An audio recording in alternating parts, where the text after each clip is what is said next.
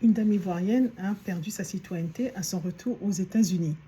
N'oubliez pas de justement suivre cette page pour avoir des informations sur l'immigration.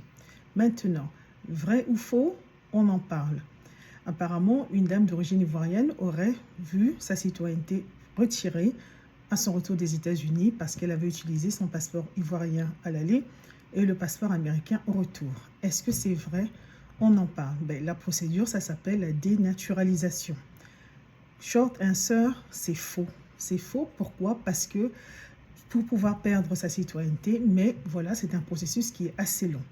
Et il y a plusieurs manières de la perdre. La première, c'est qu'on doit démontrer que vous avez obtenu votre citoyenneté à travers ce qu'on appelle de la misrepresentation, c'est-à-dire vous avez en fait caché un élément très important.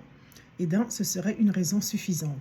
Le deuxième point, c'est évidemment si vous l'avez obtenu par fraude, ce qu'on appelle la naturalisation fraud. Ça, c'est également un exemple.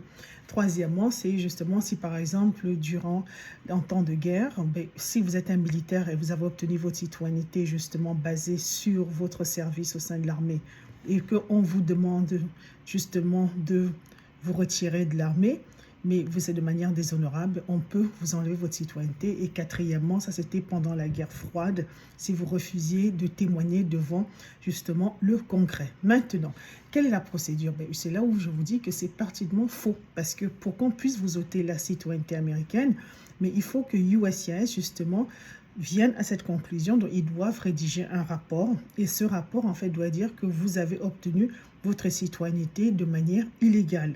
Donc, parmi ces 4 exemples que j'ai notés auparavant.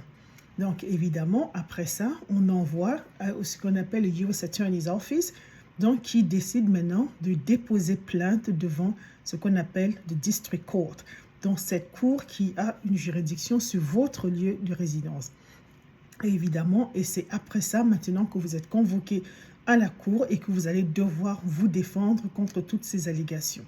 Donc, vous comprenez que là-dedans, il n'y a rien qui mentionne un officier justement à la frontière qui déciderait comme ça, manu militari, d'ôter la citoyenneté à un citoyen américain. Il faut comprendre que la citoyenneté américaine, c'est quelque chose, c'est un droit acquis extrêmement important. Donc, on ne peut pas la ôter comme ça, sans ce qu'on appelle due process, sans que vous ayez la possibilité de vous défendre. Donc, ça demande énormément de preuves de travail. Et évidemment, c'est très rare, donc ça arrive très rarement, donc très peu de gens en fait se voient ôter la citoyenneté à travers ce long processus. J'espère que ça vous aide, que vous en savez un peu plus. N'oubliez pas de nous